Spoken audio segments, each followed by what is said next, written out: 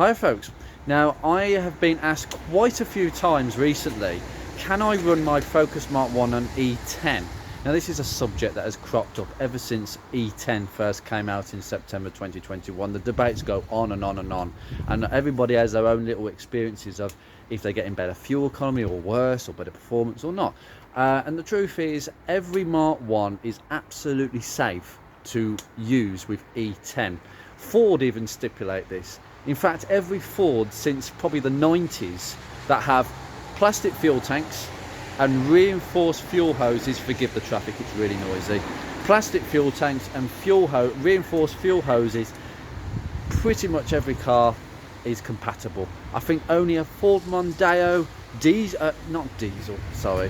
a Ford Mondeo 1.8, but it's a certain model, I can't remember what the model name is. That's the only car that Ford say is not compatible with E10. Now the truth is all these cars, they've got all this stuff, plastic fuel tank, reinforced fuel hoses, and remember Ford actually sold the Focus Mark 1 in many continents across the world, and some of them, well, in certain South America continents, E85 is a fuel, 85% ethanol and 15% petrol, and we're complaining in this country about E10. So really it's not a big deal over here. They're not going to cause too much damage at all. And when I mean reinforced, I mean these sort of hoses, you know, they've got a thick inner plastic part, and this is even more plastic. I'm not quite sure why that is, but they are all applicable. There's two pipes from the tank as well, going from the steel pipes. They're fine as well. There's literally nothing to cause much damage with use of E10. The only thing I would say about E10 is that because of the ethanol content, the ethanol can separate from the water, etc.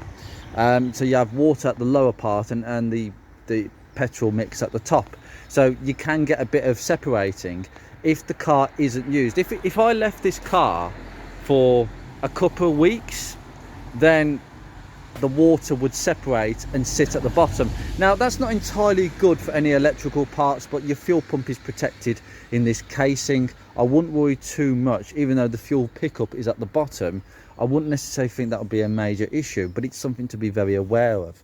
In terms of running, you're not going to get better economy with E10. Now this is the E5 versus E10 performance versus economy sort of debate. Now this will roll on beyond this video, and I'm sure each and every one of you have already made your minds up about what you could possibly do.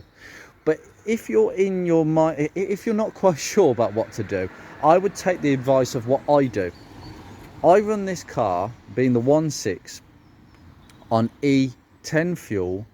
Every 3 out of 4 times I fill up. So every 3 times I fill up with E10, and then the 4th time I fill up with E5 super unleaded, and I specify V power, but you can go to BP for their ultimate stuff. It doesn't matter as long as it's E5 super unleaded. And that stuff, it's got extra additives in it which cleans the system, and I swear by V power. Every time I've put it in, there is a slight difference in throttle response and performance from the standard fuels. I would recommend supermarket fuels, because even though it's the same base fuel that possibly comes out the same refinery down in the south, the way they are processed with the additives are very different. Supermarket fuel is just base fuel. It has no additives in it. It has nothing to help the engine run. So unless it is a very well kept car in the first place, like this, you're going to see some issues, or you're going to see a loss of performance, a loss of fuel economy. There's going to be all sorts of things you will notice on supermarket fuel. I personally have never put supermarket fuel in this car. I have done it in previous cars. The truth is I don't really want to. This car is happy on the fuel that it runs on, and I'm perfectly happy with it being like that. I have personally never known a case where a fuel hose has actually split and caused a fire in a Mark 1 Focus. That is really not a thing. These hoses are very, very well made. They are very expensive things, these hoses from Ford. So I would, unless there's an issue, I'd have some second-hand spares. I've got a few of these lying around, and the ones that go from the tank to the steel pipe, so to the fuel filter that sits by the tank. But that's really all you need to know. If you are storing your Ford Focus Mark 1 for long periods, and going forward this is going to be a thing, these cars are getting desirable. There is a small group of people, hopefully some of you guys, who are going to rebuild them, restore them and preserve them in garages, because that's what you do when you spend money on cars. You naturally want to drive it less and less and less on the commuting side and more on the shows and meets. That's what I'm going to be doing. This car is going to be garaged very soon, and when it is garaged, I will solve the boot leak by getting around that problem, because I've had enough of it. Seriously, I've had enough of it. And I'll be using it occasionally when I want to use it. Now that means the car is going to be in storage maybe for a week or two at a time before I get round to getting it out and driving it again, because I'm certainly not going to drive it when it's wet. It's disgusting. I mean, this needs a clean. It's absolutely filthy. I'm going to give it a wash after this video. And that's where you get the ethanol separating from the fuel. Okay, so you end up with water at the bottom. It's ideally you don't want water in your steel fuel lines, because obviously water corrodes steel pipes. The fuel pipes in a Mark 1, you've got two pipes. You've got the one that goes to the engine and one that returns. They are not known for rotting underneath the car. I've never known them to rot. I just looked at mine ages ago. Some of the paint is flake, you know, the paint protection is flaking off. I've given it a bit of a stone chip, a bit of a lacquer, just to give it some protection underneath, but they really don't cause a problem. But they will if you've got water in the system, and that could be a thing going forwards when these cars are stored. So I would really recommend, if you are storing a Focus going forward, maybe go to the petrol stations more often for E5 rather than E10. Maybe instead of doing one in every 4 trips is E5, maybe do it 50-50. 2 lots of E10 and then another 2 lots of E5. Balance it out, mix it together. E5 and E10 can be mixed together quite nicely, and it gives me some security that I know that the system is being cleaned by the additives. There's some nice additives in there, but also I'm not really killing my wallet. Now my argument against E10, because it's cheaper, it's much cheaper than E5. Look, you know, E5 is like 20-25p more expensive. I'm going to argue now that the fuel economy benefits that you get from running on E5 versus E10 pretty much cancels that out. Yes, E5 costs a bit more, but it makes your car run slightly more economical. E10, remember, is just watered down petrol. There's more ethanol content in the petrol, so therefore it's going to burn through it quicker. So which is better? That 20p difference really isn't much of a difference. I suspect that over the long term, by putting E5 in the car, you're not actually burning off any more money out of your wallet any quicker than running on E10. I think it's a false economy. Running on E10 fuel all the time is a false economy. I do a bit of 50-50 because I prefer the best of both worlds. I can do that. And these engines are fine running on E10. But it's just something to be aware of. And there's one weakness in the system I am going to show you now. Just the only weakness.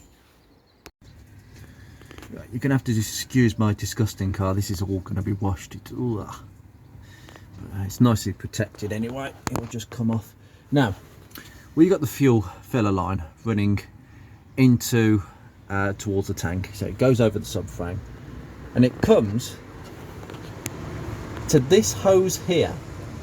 Now that hose runs into the tank. Okay, this big filler hose. That is the only part of the system that I think could be a weakness with E10 in the long term.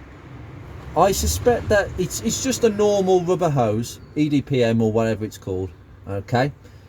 I would recommend changing this hose. Now I changed mine when I dropped the subframe and did a load of work, including tidying up this filler pipe. Now this is my original. However, is that? No, it's just dirt.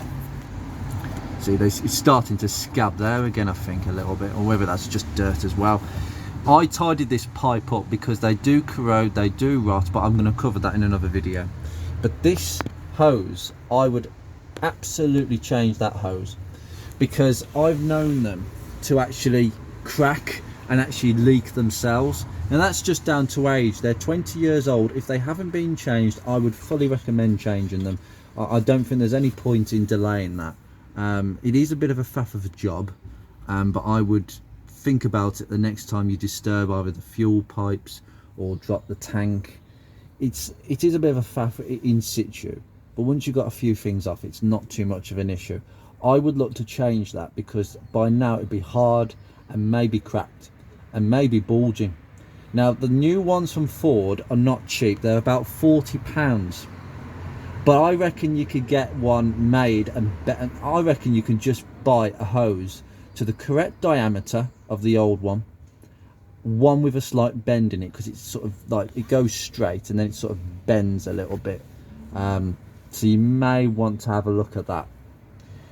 Personally, that's the only weakness in the system that I can see when it comes to E10. As I say, the fuel pipes up there, the steel fuel pipes, I would just run a balance of E10 and E5 to make sure that you've got enough cleaning additives preserving the system, because I really wouldn't like supermarket base E10 doing all its separating business, and then you've got water in the blooming fuel system, the ethanol.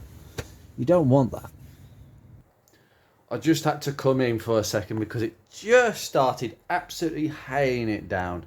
Anyway, as far as I'm concerned, that's what I do. I mix E10 with E5 quite nicely. If you're storing it, use a bit more E5 instead of E10. If you're not storing it and you're using it daily, there's no reason why you can't run E10 on a Focus. It's just the filler pipe that you've got to be aware of, and the fact that you're probably not going to get as better value for money as E5. It is a slight false economy. Unfortunately, there is no real true answer to this issue. Unfortunately, the government has actually put this on people. E10 is slightly more watered down and you run through it quicker, but it's cheaper. Whereas E5 is more expensive, but you don't go through it as quickly. So which one is more economical on your wallet? That's what I wanted to focus on today, because performance, super unleaded is, 95, 98, 99 octane, depending on what manufacturer it is, whether it's Shell or BP or whatever. You won't really see the difference in performance in a Mark 1. They were designed for 95 octane fuel. It's as simple as that. Even the ST170s, you wouldn't really see too much of a difference. The only difference you'll probably see is if you've got an RS and you're rallying, and you're taking it to rallies all the time, or if you've got an ST170 and you've basically converted it to a rally car. You're not going to see that on the road. You don't get up to speed enough to see that. So anyway, guys, hope this has been helpful. Plenty of more useful videos coming up, and I will try and make them as clear and as edited and polished as I possibly can to make it even more clearer. Take care, guys. See you very soon.